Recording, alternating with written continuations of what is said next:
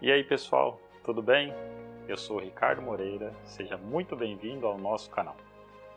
A gente aqui desenvolve soluções para problemas da vida real, utilizando aí diversas ferramentas ditas do ambiente ou universo digital. Hoje a gente está desenvolvendo ou dando continuidade a um projeto end-to-end sobre o discriminante, que é capaz então de me dizer se esse determinado produto, se esse determinado case, ou se essa determinada lição pertence ou não pertence a um determinado grupo que eu nomeei. Esse é um tipo de trabalho que a gente diz supervisionado, porque eu já tenho a classificação de todas as features de acordo com um determinado grupo. Isso aí foi explicado lá atrás, quando a gente falou sobre introdução à inteligência artificial. Dá uma olhadinha lá. E hoje a gente vai dar continuidade então a esse trabalho, finalizando essa consultoria e a utilização desse discriminante de Fisher, um poderoso recurso que a gente tem. Então, só para recapitular, essa consultoria ela foi inicialmente feita por um outro grupo de pessoas e eles utilizaram algoritmo genético. Brilhante solução, é fantástico. A única coisa a gente utilizou esse por uma questão de, talvez, não sei nem o que dizer, de vaidade, mas ao final o que a gente viu é que o trade-off, ou seja, aquilo que eu estava gastando de tempo fazendo outro tipo de aplicação, era muito mais moroso do que esse aqui, tá? Esse aqui ele teve sim uma perda de menos de 1% lá no resultado final, tá? Então quando a gente olhar o score de cada aplicação, esse aqui perdeu um pouquinho. Mas a empresa definiu que gostaria de utilizar esse aqui, senão a gente teria feito com algoritmo genético também. Então vamos lá, no vídeo anterior, espero que você tenha visto, que a gente já fala como que é feito isso, mas para o caso monodimensional. Esse aqui não. Ele aqui é um espaço n-dimensional. Só para você revisitar aí na sua memória, o que significa dizer isso? Que eu tenho diversas lições aqui,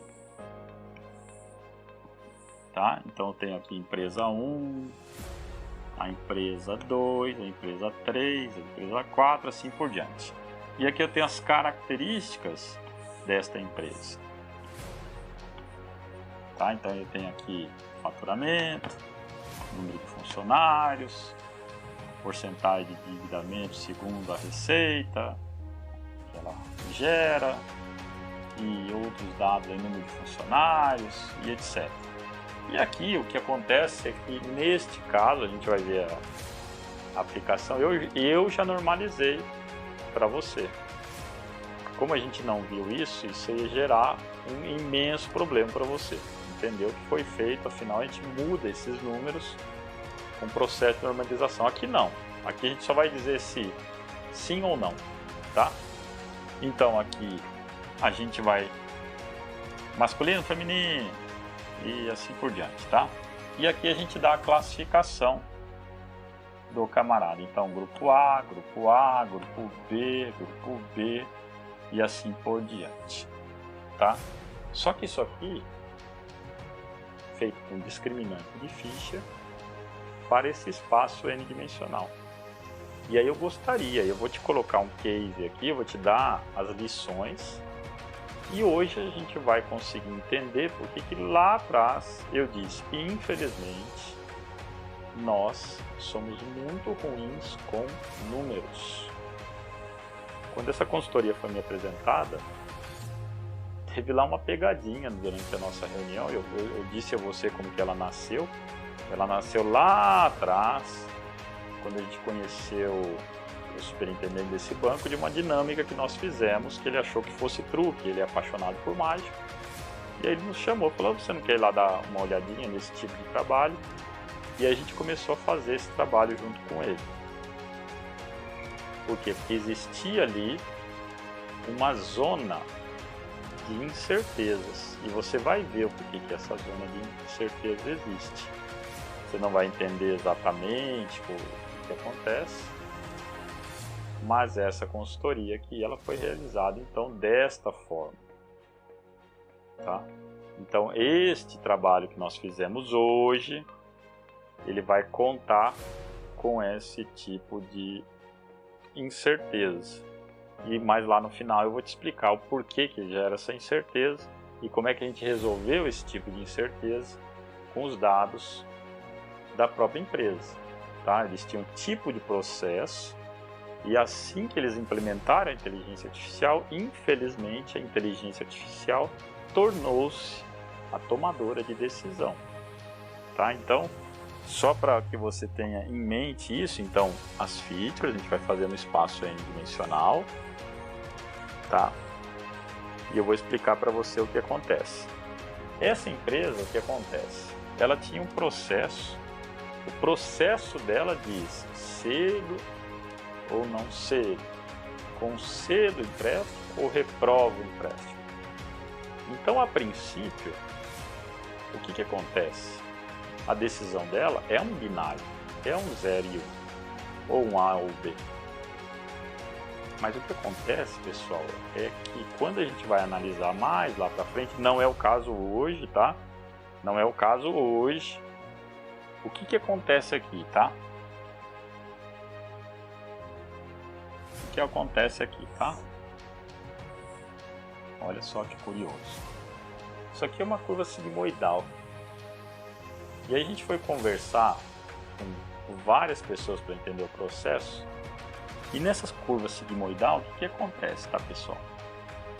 Quando eu aplico esse discriminante, que a gente verá aqui, 0 ou 1, aqui seria o 1, aqui seria o menos 1, tá? E aqui seria o ponto 0. Então aqui, ó, o que acontece? O meu algoritmo virá o seguinte: pode ir tranquilo. Esta peça, ou este produto, ou essa característica que você está analisando lá no método supervisionado, está dando 100% de acerto. Então, se eu for analisar, por exemplo, quem quiser ver depois, eu tenho um artigo publicado falando sobre isso, com aplicação em diagnóstico ou não de doenças, você tem aqui, então, a certeza. Se você determinou que isso aqui é positivo, ele está te dizendo, olha, positivamente eu afirmo 100%. E aqui eu estou recusando aquilo que eu estou dizendo. E à medida que eu vou caindo aqui, tá? E me aproximando daqui, eu chego numa região que menos 0 qualquer coisa vai me dizendo, olha, recuse aquela afirmação, não contrate, não conceda empréstimo, peça não boa. O problema é o seguinte, existe aqui uma faixa, tá? Existe aqui uma faixa, e eu agora estou falando especificamente desse caso dessa consultoria. Existe uma faixa, tá? Dentro do processo dele, que era uma faixa de incerteza. E a gente veio descobrir isso muito tempo depois. Por quê? Porque a pessoa vai se aproximando aqui, eu não sei muito bem se eu não deveria negar ou ceder o empréstimo. E dentro do processo dele, antes da inteligência artificial, ele então exigia outras documentações, outros dados, outras análises eram feitas. E quando ele implementou a inteligência artificial, ninguém alertou isso a ele. Como a inteligência artificial se tornou a tomadora de decisão, neste caso, e foi logo antes da pandemia, quem sabe e quem tem empresa sabe, todo mundo pedindo empréstimo, o faturamento foi lá embaixo. Então a empresa, em poucos meses, ela teve um prejuízo extremamente grande. Extremamente grande. E aí como que foi resolvido isso? Então nós fizemos, e o que virá aí pela frente dessa análise, uma análise desse tipo, informando e determinando que se a empresa estivesse nessa região, tá, eu deveria tomar ou seguir outros tipos de decisões. Então você veja só que não é simplesmente ir lá, apliquei o método, tomou a decisão, o algoritmo e está tudo feito. Não é. Não é. Cuidado. Muito cuidado. Quando o superintendente viu isso, falou, tá aí. Tá aí o problema. A gente esqueceu parte do processo. E o algoritmo foi perfeito. Quando nós aplicamos isso, a gente viu exatamente essa característica de acordo com aquilo que o processo dele. O processo dele estava muito bem definido. Quando a gente aplicou a inteligência artificial, a gente ignorou. A gente não. A outra empresa ignorou esse tipo de coisa. E eu também teria ignorado, tá? Eu vou dizer para você, porque o que foi pedido, você sabe. Infelizmente, Antônio, eu tenho que falar. Você sabe, eu falei isso para você e para sua equipe. O que foi pedido para outra empresa foi exatamente isso. Eu quero uma inteligência artificial que pega aqui meus dados e diga, concedo ou não concedo. Não é culpa de quem fez, tá? Por isso que eu digo, ninguém faz nada sozinho. Nesse caso aqui, deixaram que ele fosse o tomador de decisão, tá? Então, se a gente for pensar em discriminante de Fisher para esse caso, eu poderia fazer, mas não é o que eu fiz lá, tá? Eu poderia pensar em um discriminante de Fisher com este valor e abaixo dele, o que acontece? Está negado. Acima desse está aprovado. E entre esse valor de Fisher, o que eu tenho? Eu tenho outro processo, tá? Mas não foi isso que foi feito, tá bom? Nós aplicamos lá uma curva sigmoidal e você verá aí a implicância de um sigmoide com uma curva de Gauss, por exemplo. Mas a gente vai ver agora, mas é só para que fique claro na sua mente.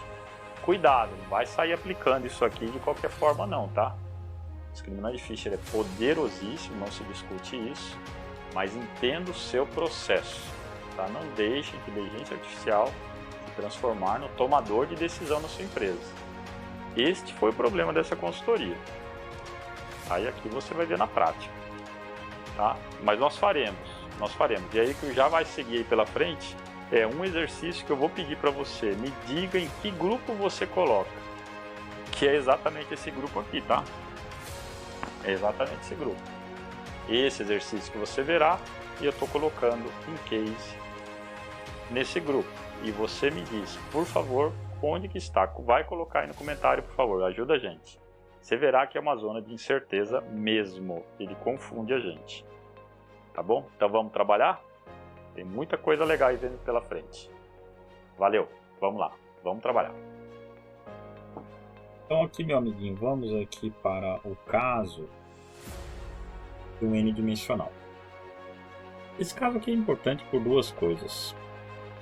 Primeiro, pelo método em si, que a gente verá que ele é muito bom tanto para um monodimensional, um bidimensional, tridimensional, ou nesse caso aqui um n-dimensional.